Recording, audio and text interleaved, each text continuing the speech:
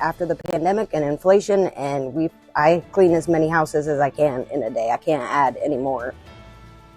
Working every job possible, yet still falling further behind. The United Way calls this group of people ALICE.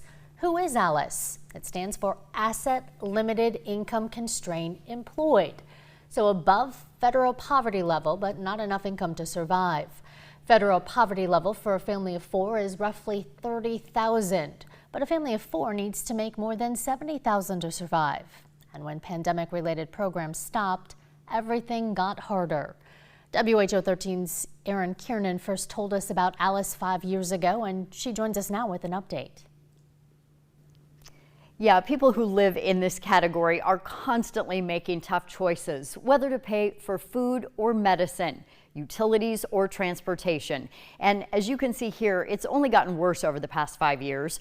In studying this group, the United Way has created this list. It calls it the essentials of a household budget. And even at a glance, you can see how much the cost of everything has gone up dramatically by about 39%. ALICE is just one life event away from their world falling apart. The minute you meet Jen Durham, you can feel her energy. She's positive, hardworking, scrappy. It makes me want to keep them clean even more because the condition is just unreal sometimes. But life is dimming her light. It's still a struggle. I'm trying to live by now, not just survive. And it has just been survival since I entered adulthood. As a young woman, she left an abusive relationship and moved into a shelter with her kids. And I've never felt so hopeless in my life. But she didn't give up. Instead, she worked. She got her own apartment and started climbing the ranks at a cleaning company.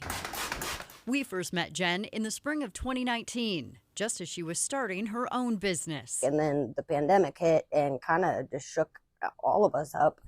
And I had to, cut back. I couldn't even clean for a while. It's a pandemic. People don't want me in their house. 2020 was bad, but what came after it was worse. The inflation happened, the cost of everything being so high. The cost of food is high, and I'm in this category where I supposedly make too much money. Like you said, just a daily struggle. Jen is ALICE, and the United Way's research shows single women are affected the most.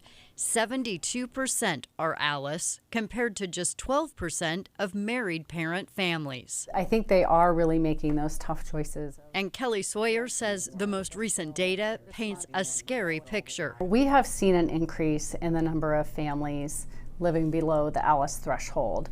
What's interesting, if we look at data from 2010 to 2022, what we've actually seen in Iowa is an increase in our overall population growth, but we've also seen an increase in number of families living in poverty and the number of families living in that ALICE threshold. So again, the difference between ALICE and those living in poverty is that ALICE are those individuals or those folks who are in the workforce. It's very quickly become one of the busiest food pantries in the state of Iowa. Blake Willitson with the Des Moines Area Religious Council is very familiar with ALICE. There's a big gap for folks where you don't qualify for programs, but you can't meet all your needs with what you've got on your table right now as far as income. DMARC operates 14 different food pantry sites, and all of them have been breaking records, particularly after pandemic-era assistance came to an end. That pushed a lot of people to come and visit one of our food pantries,